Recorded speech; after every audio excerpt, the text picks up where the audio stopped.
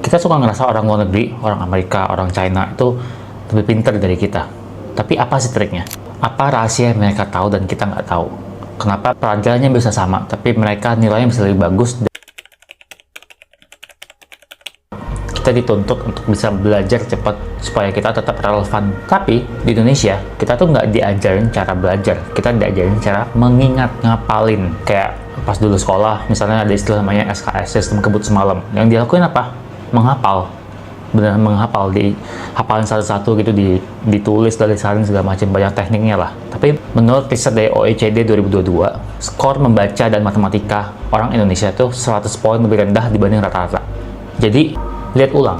Contoh misalnya yang pertama, passive learning. Jadi kalau kita belajar, kita suka kayak baca ulang. Kita nge-highlight pakai stabilo gitu. Oh, ini kayaknya belum baca nih di stabilo biar bagus. Terus kita ngeliat catatan orang lain. Kayak, oh, ini bagus banget nih, rapi, segala macam gitu. Ini biasanya jebakan ilusi kompetensi. Terlihat udah belajar. Padahal belum tentu ngerti. Yang kedua, sistem SKS, sistem ngebut semalam.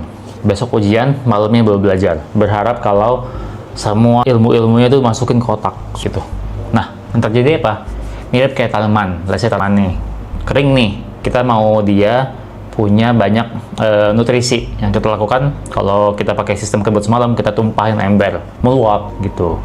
Jadi kuncinya gimana? Kalau kita mau pakai ini, kita bisa pakai teknik namanya Pomodoro. Pomodoro tuh kita belajar 25 menit, break 5 menit. Belajar 25 menit lagi, break 5 menit lagi. Jadi ada momen-momen break di mana kita bisa kayak relax aja dulu gitu. Ini gue lagi mencari sebuah studinya, cuman ada beberapa yang bilang kalau pas kita di diffuse mode itu kita nggak boleh terlalu attach ke sosmed, terutama yang short form base kayak TikTok atau IG Reels. Kenapa? Karena kita fokus mode lagi tuh, kayak otak kita tuh nggak relax, kayak nge-swipe tuh mikir juga loh, dan itu tuh bikin kita tidak dalam kondisi yang tepat untuk kita merekoneksi apapun yang kita pelajari. Jadi mungkin lebih ke bathroom break, ke toilet, atau misalnya ngambil minum, atau misalnya kayak ngobrol, atau misalnya kayak jalan, olahraga segala. Nah, di sini gue saranin pakai ChatGPT. Ini gampang banget sekarang pakai ChatGPT. Jadi kalau kita punya subjek, biasanya subjeknya adalah misalnya customer journey, gue orang marketing. Apa sih customer journey buat orang-orang yang nggak ngerti? Minta ke ChatGPT, tulis prompt-nya. Jelaskan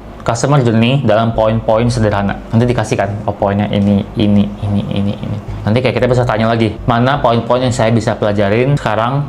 Dengan ada ChatGPT, kita bisa minta ChatGPT-nya jadi kayak sebuah role. Terus misalnya kita kasih tahu, hey, gue lagi belajar tentang Perang Dunia Kedua. Tolong kasih gue 5 quiz esai dan nanti rate jawaban gue. Kita bisa kasih materi yang kita pelajarin apa. Yang paling penting, zaman sekarang udah ada AI. Kita bisa pakai AI, ChatGPT, buat hal-hal yang penting kayak tadi saya jelasin. Tapi kalau kita pakai AI, mengandalkan secara penuh kemampuan AI untuk bikin hal-hal yang sifatnya kayak diserahin, dikerjain deh gitu.